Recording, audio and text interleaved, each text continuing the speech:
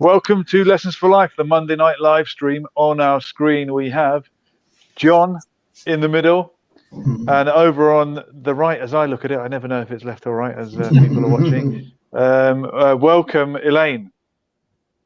Hello there. Now, why has John invited you on tonight, Elaine? Do tell us. Go on, Elaine. You explain why you're here, and then we'll hear from John. John had. I don't really know much about what's going on there, but John had invited us along to mention a little bit about TUSC, the Trade Unionist Socialist Coalition. Absolutely. We've stood in the local elections and in some mayoral elections. And just maybe to explain a little bit about what it's about and things like that. Fantastic. Working class people disillusioned by Labour should consider TUSC. And what does TUSC stand for? John did tell me last time, but I've forgotten. Basically, it's a trade unionist and socialist coalition. It was set up in 2010 by the late Bob Crow, who was the General Secretary of the Rail, Maritime and Transport Workers Union. He was a socialist, and like a lot of other people, he was beginning. This was actually before Corbynism, and he was getting disillusioned with the Labour Party, and we set up this coalition. And what it means is that anybody who wants to stand in an election, it's actually quite difficult. If you're wanting to be if you're a community activist, for example, you can't stand under a party name unless it is a party that something like TUSC. And obviously, if somebody stands as an independent, it doesn't really explain what they're about. So to be a TUSC candidate, all you have to do is agree there's 10 sort of basic policies, and they are very basic. It's things like anti-racism, that you support workers in struggle, that you're against hire and refire, that you're against cuts in council spend. And as long as you agree with those 10 policies and the steering committee agree that you can stand, you can then go ahead and do your own thing, which is, I think, it's really, it's a really good thing to be able to do. Fantastic. Now, you don't have any MPs as of yet, but am I correct? Yeah, that's right. Okay. We stood in the Erdington by-election, which was just before the local elections, and they had a really good campaign, and they spoke to a lot of people and so on. But they did have problems. For example, they weren't invited along to the hustings, which is where the different parties get to debate all the policies. The local press, the local media didn't really give them any coverage whatsoever. And I think at this stage, the ones who TUSC are mainly appealing to are maybe Alea, who for quite a period of time haven't been voting because they're sick of they're sick of everybody in politics. And for us just to say that we're different, we've got to obviously we've got to be able to prove ourselves, and the best way to do that is hopefully at some stage to begin to get some elected. But for example, I stood in High Fell in Gateshead, and we got 7% of the vote, which I thought was quite good. We actually came above the Green Party, but for every 8 or 9 people who voted Labour, one voted for us, which is for a party that doesn't really get any national coverage. Is good. And one of the things we would say is that we're a work in progress. Okay. TUSC has got the potential to become a new mass workers' party, but equally it may just put pressure on the trade unions for them to push forward with a new mass workers' party, because people who are involved with TUSC feel as if the Labour Party no longer represents the mass of workers. Is it just a given that the trade unions should always support Labour? Are there any trade unions that support a different party or remain neutral? Well, just for one example, in Coventry, currently the bin workers are on strike, and it's against the Labour Council.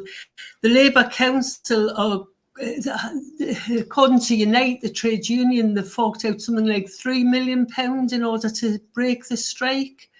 They've used scab labour, etc. And the ordinary bin workers are saying, they might call themselves Labour, but they act like Tories. And if they act like Tories, we're going to treat them like Tories. So it's, I think there's a layer of trade union activists within the trade union who are beginning to look for an alternative. But when we were out campaigning on the streets, one of the biggest problems we came across was apathy. And I actually understand why people do feel apathetic towards councillors or politicians of red, blue, or whatever. 37% people voted in the borough. Actually, in the ward I stood in, John, there was 28%, which is that's crazy. That yeah. I mean, I was just looking on the vote because I wanted to see who got what, and I thought, wait, it to me it was much. Even though I've seen worse, it looked a lot better than it did in previous years. I mean, I was the one of spike because there wasn't the UKIP candidate at the time. That was 7 years ago. Does a low turnout give an advantage to some of the newer or smaller parties? Would you have a larger share of the vote, or do you think it doesn't? I actually think that once people who don't vote start voting, we've got the potential to grow. I do think it's the layer who we haven't been able to reach yet.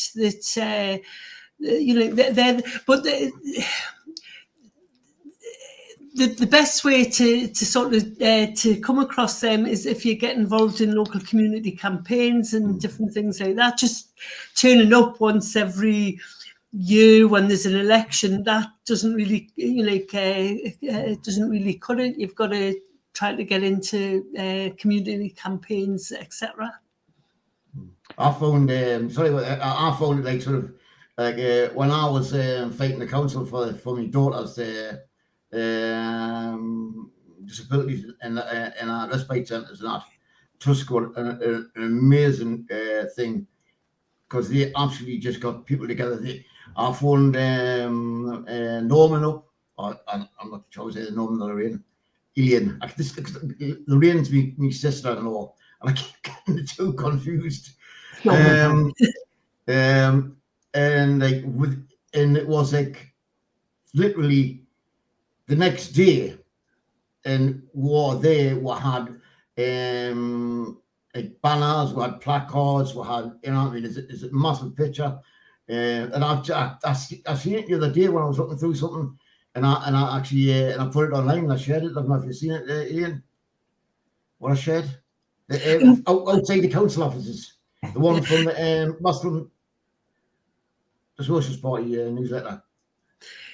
Yeah, and what we try to do is sort of empower local community activists. Yeah. We don't go along and say we're going to do this. This is how you do it. We get involved to so that it's their campaign and help them where we can. Make grassroots in the community. I was on the phone to like sort of all the my wife and all was on the phone to parents, mainly my wife because that's what mainly like the women. And like sort of the women are great activists. I can say that. Like, honestly,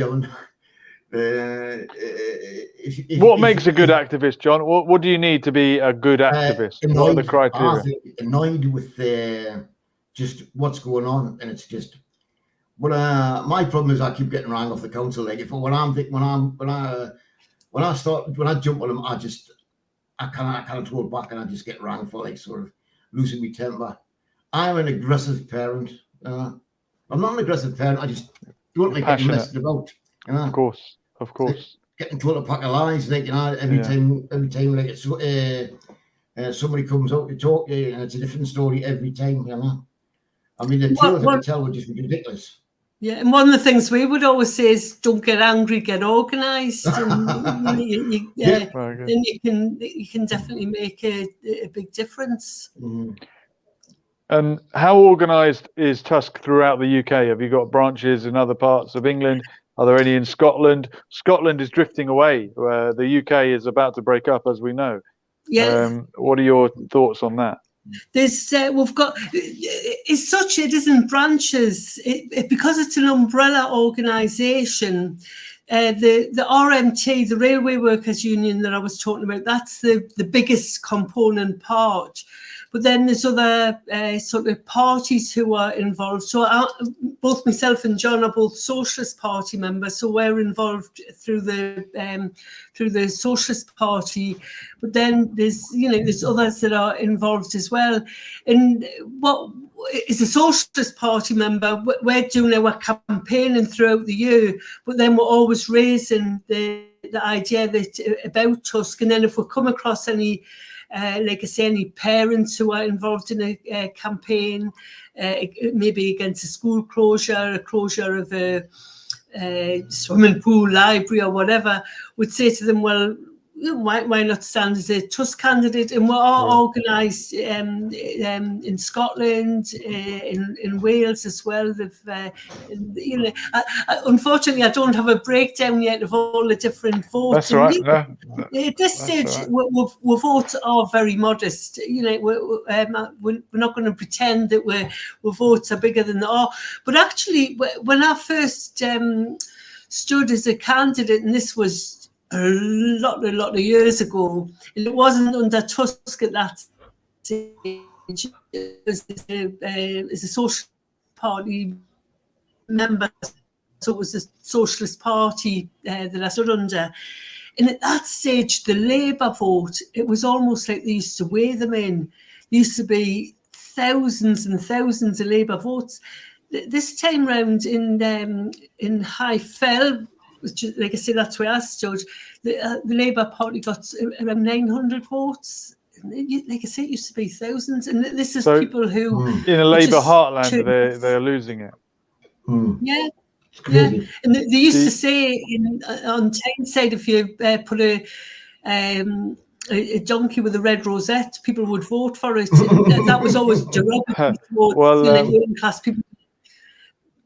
I've got a little video clip of a donkey here. Let's just have a little look. Because we followed the rules. The idea that I would then casually break those rules is wrong. And frankly, I don't believe those accusing me believe it themselves. They are just trying to feed cynicism, to get the public to believe all politicians are the same. All politicians are the same. There you have it. Now, do you guys want rid of Keir Starmer, or are you quite happy? Sorry, go on. Yeah, all I was going to say is that I don't know whether Keir Starmer's broke the rules or not, and I'm not going to speculate on that. But what I would say is, last year there wasn't a level playing field.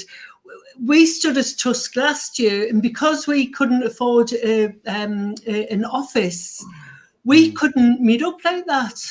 So when we did the election expenses, we had a table in the back garden with the election agent at one end and us at the other, doing the election expenses and keeping 6 feet or whatever you had to keep away with. Yeah. We followed following the rules. And the thing is, it might be that Keir Starmer has kept to the rules, but the rules were different for us. We didn't get the, because I actually I asked the returning officer if I could have the agent come into my house to sort out the election expenses, which you have to get in, otherwise you could be imprisoned if you don't do them properly. But she said that no, under the rules we weren't allowed to have the agent in our house to do all that. So I haven't got an awful lot of sympathy, to tell you the truth. But it was a different. It wasn't the same time as Boris Johnson, no. It was a year later, and the rules were different last year than they were the year before. So, the rules were much stronger than 2 years ago. Then they eased the rules up. I don't know what they were, but I had this argument with my driver because he's a staunch socialist, and we do. That's when we're going. We just when he picks me up when it's his turn to pick me up, he was saying that if he thinks Starmer should resign, any case, But I'm going, well, I says, you don't know what you don't know. He hasn't broke any rules. Oh, we don't know yet. We don't know yet. He's saying, he says he's broke the rules. And I said, well, I says, you don't know. It was a different time. Whatever year it was, but it was wasn't 2 years ago. That's different. It's different, It's crazy, Different rules. Apparently, here we've got the headline: "Student who shot Keir Starmer Beergate video is Breitbart writer's son." Breitbart, obviously being the right-wing website, so it would be in their interest to defame Starmer. That's it. Does that say it all? What do you? What comes to mind when you hear Breitbart? Just extreme right-wing Nazi policies, aren't they? I just don't like them. They're just, I don't want to start swearing my head off. They're just that's all right. That's all right. They're just absolute scumbags. That's the what's his name? He was Trump's man. Didn't he get the sack, or didn't Trump? Yes. Who was that? I can't think of his name. One of Trump's right-hand men. Yeah, it still is the case, though, that like I say, I don't know if he's broke the rules. None of us do. And he did make a lot of Johnson breaking the rules or not. And let's face it, he's sort of Starmer is in effect is saying that it's his integrity that's on the line. And one of the things that Starmer did say initially was that he was sort of going to be continuing Corbyn's policy, or Corbyn's slipstream, so to speak. And I think he was lying there. Well, how can he continue what Corbyn did if the reason he's there is because Corbyn was ousted? Yeah. He's there because he's not Corbyn. Yeah, absolutely. Yeah. By the way, when Corbyn was leader of the Labour Party, Tusk didn't stand against Corbyn. We wanted to give every opportunity for Corbyn's policies to take hold. You would have been happy with Corbyn. Yeah. When I've seen Corbyn speak 3 times. I've seen once out Newcastle, another one Jarrett, down at I forgot the name. The big silver dome thing down there. What's it called again? The stage. The stage. And they reckon there was 10,000 people there. There wasn't 10,000. I don't think there was. I think there was 9. I think there was a lot of people there, but I think it was more 5 plus, but not 10,000. I don't know. I don't know what 10,000 people look like. But did Jeremy Corbyn feed them all? Did he? No, but he's not the Messiah. He's a very naughty boy. Yeah, he's a nice guy. I actually spoke to him outside the court where Julian Assange was having yet another Right. hearing a few weeks ago. Very, very nice guy. And he mentioned the war in Yemen. My wife Sarah's from Yemen, and she wanted to thank him for mentioning the biggest humanitarian disaster that no one remembers. So that was very much appreciated. Keir Starmer obviously replaced Corbyn. It looks like somebody, we don't know whom, will replace Keir Starmer very soon. The bookies have got him at 1 to 3. That's odds on that he will be issued with a fine, which would, if he's a man of his word, may mean that he will stand down. Who would replace him? And do you care? As Tusk members, does it not bother you? Am I asking the wrong pundits? Yeah, I think you're asking the wrong pundits, as you've said. To be honest, Lisa Nandy, there's none of them that. Let's face it. Can you remember Blair actually called them? What was it? Morons for allowing Corbyn onto the leadership election. And they're not going to make that mistake again. They're not going to allow a left-leaning candidate to do that again. It was an opportunity, but it's now that opportunity, in our view, is being lost. If it did come around again, of course, we could sort of rejig how we're putting things forward, but they're not going to make that mistake a second time. They're not going to allow a left to be on the ballot. Does part of you, in a tactical way, hope that there is a terrible leader so that more people get disaffected and join the Tusk movement? Working class people disillusioned by Labour. To be honest, whichever one it is, if they're following the policies that if Keir Starmer, if only, they're going to come up. It doesn't matter, because there's this idea that Starmer is sort of got a personality bypass sort of thing, which I think is probably true. But whoever comes in, even if they're really charismatic, I think that the days are numbered. Actually, I think in some ways it would be good if the next government was a Labour government, and it could be that it's the last Labour government, a little bit like what's happened in France with the French Socialist Party, who a few years ago were in power. In the first round, I think it was 2.3% in the first round of the presidential election, sort of thing. They've just been annihilated. And it's because people aren't looking at the centre ground. Actually, when the likes of Trump was elected, there was people who had previously been looking to have the left candidates' names just went out of my mind. Bernie Sanders. There was people who were going to vote for Bernie Sanders. Then once he was no longer an option, they moved straight from Bernie Sanders over to Trump, which seems ludicrous. But actually, it's people who aren't wanting the centre ground. The centre ground isn't working, so they're wanting to try something else. It's fed up with the establishment, isn't it? I mean, look, here's Liam Bobrick. He's fed up. He went out to the polling station so he could spoil his ballot. Yeah. A lot of people are feeling like that.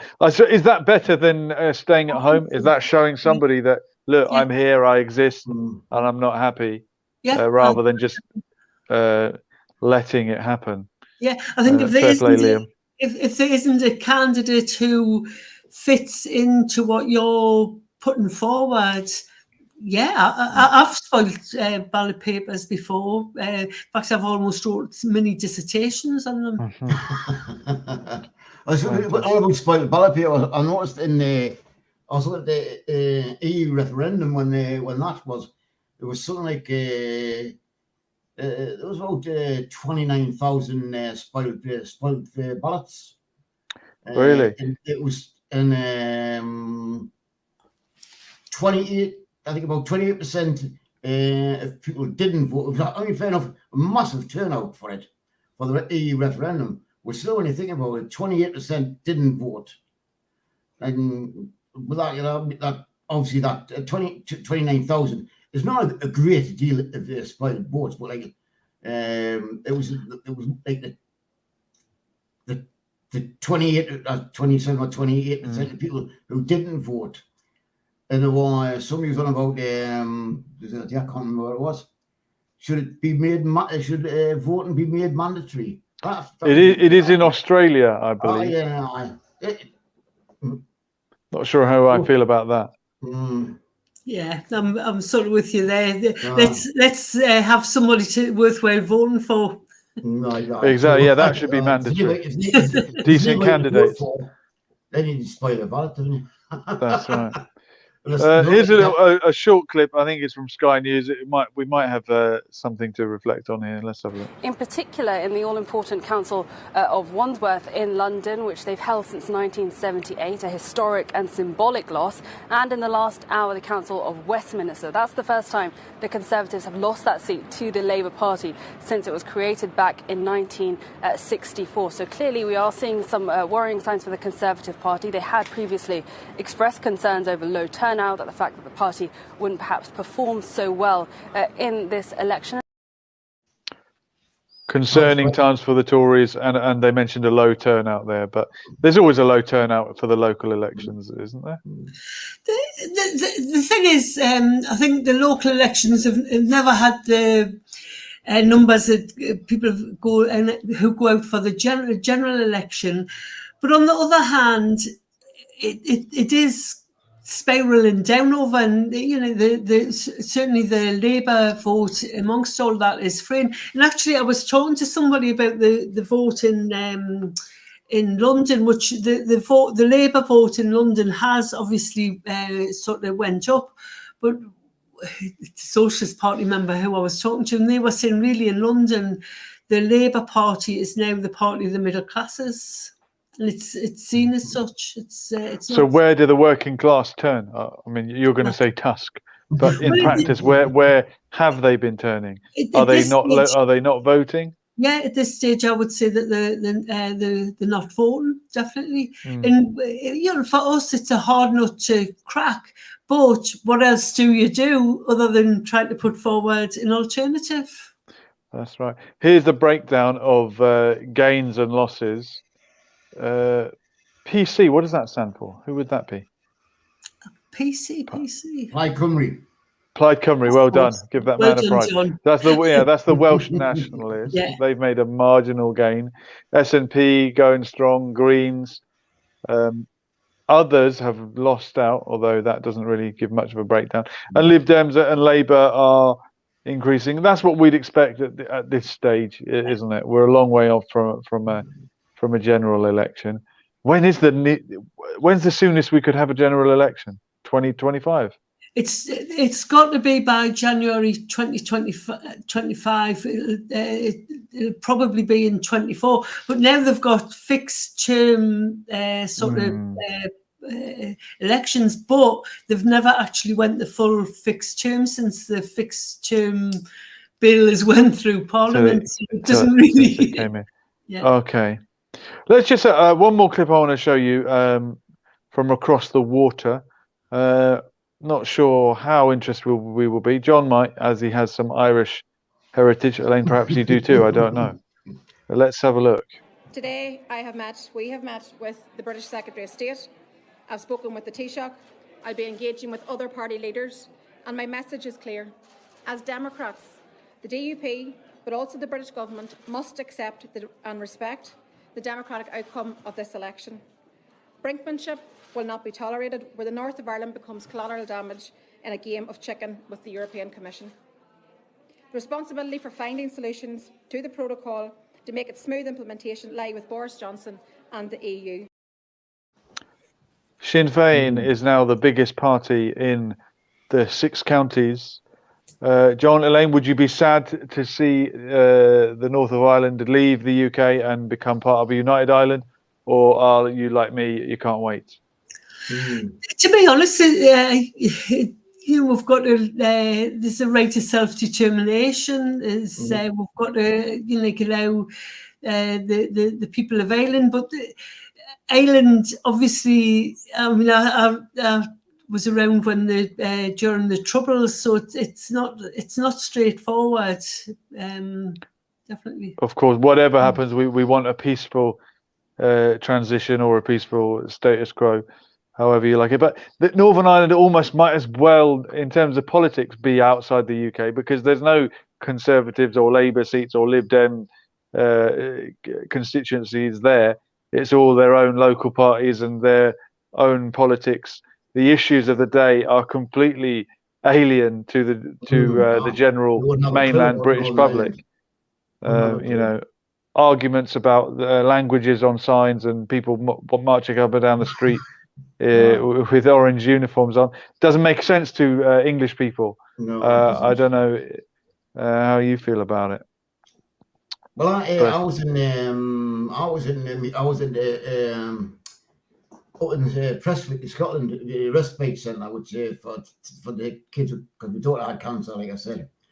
And there was a Liverpoolian guy, and he says, "Oh, where are you from?" And I said, "Oh, I told him where I was from." And he says, "I'll be at Orange Lodge." Yeah, there are Orange Lodge. You're right. Well, Liverpool is like a microcosm of Ireland, isn't it? So much immigration across the water. You will find Orange Lodges in Ireland and Merseyside and Glasgow. I said, "Look at me, I'm not interested in that." He said, "Oh, well, you know what it is. You must know what it is." I am not looking at.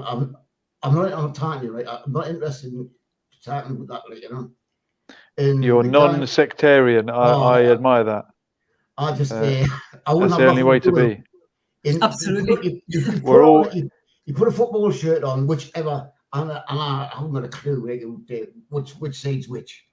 And he went up to Prestwick Town Centre and he got barred from every pub in Prestwick. Can't come in here with football tubs on. No football tubs. Silly. The thing is, sometimes as well, it's about conflicting rights, which can be extremely difficult. One of the things I would always think of is that it doesn't matter what the colours, green or orange.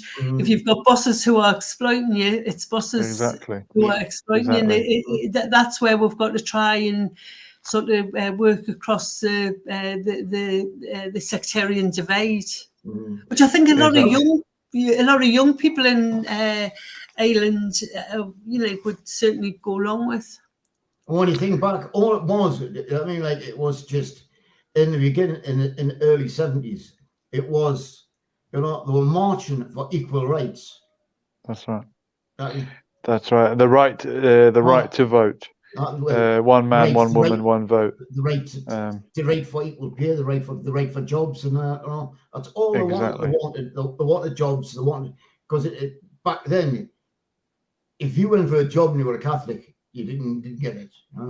Yeah, in the shipyards, for example, and elsewhere. And I think a lot of people since the partition of Ireland have felt that their oppressor just now has an Irish name, as opposed to previously it was an English queen or whoever. There's still injustice. The Free State has become, if not just as bad as the predecessor in terms of the way it might treat the people. Well, but Southern Ireland, if the alien, we have like sort of not Tusk, but other ones in Ireland, and sort of we've got one guy, I can't remember. Is he in whatever the Irish Taoiseach or something? Whatever that means. No, that's not Taoiseach.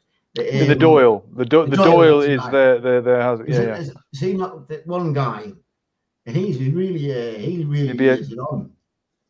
Can you remember him? I wonder which party he's from. or is he? We don't currently have anybody in the he's not Doyle. there. Okay, no, okay, but maybe a local Well, councillor or Yeah, something. but we've got in Northern Ireland, we've got a councillor who's actually he's been standing in these current elections. So hopefully he's still a councillor. I haven't heard. I must be getting mixed up fantastic. with North and South. Well, sorry. it's all one in my view. Dadash is saying, what a great show. Thank you for your guests and their useful inputs too. Thank you for very having much, us. Dad. I appreciate that. Last image to put on the screen, John, I want to ask you what's happening in this picture.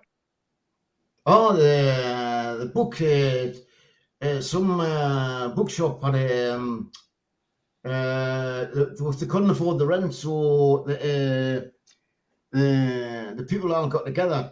Obviously, People power, huh? and just moved all the guys' books down to the new shop. I thought it was really good. That like. Oh wow! Oh, they just take one, pass it on like in school. Well, take two, brilliant! Take two, you know. I mean, I thought it was really like sort of, excellent. Was this in England? Where did that happen? Yeah, England, brilliant. That's a great show of people power. Just shows what you can do when we get together. Well, look, John, Elaine, thank you so much for joining me and telling us all about Tusk. You're welcome on any Monday night. We try and go live at 10 o'clock every Monday. I miss a couple now and then when I have to change nappies or something, but we try and keep it a regular slot. Thank you so much for joining me. It's been Lessons for Life, and we'll do it all again soon. Thank you. We're here. We're gone. Bye. Thank you. Laters. Thank you.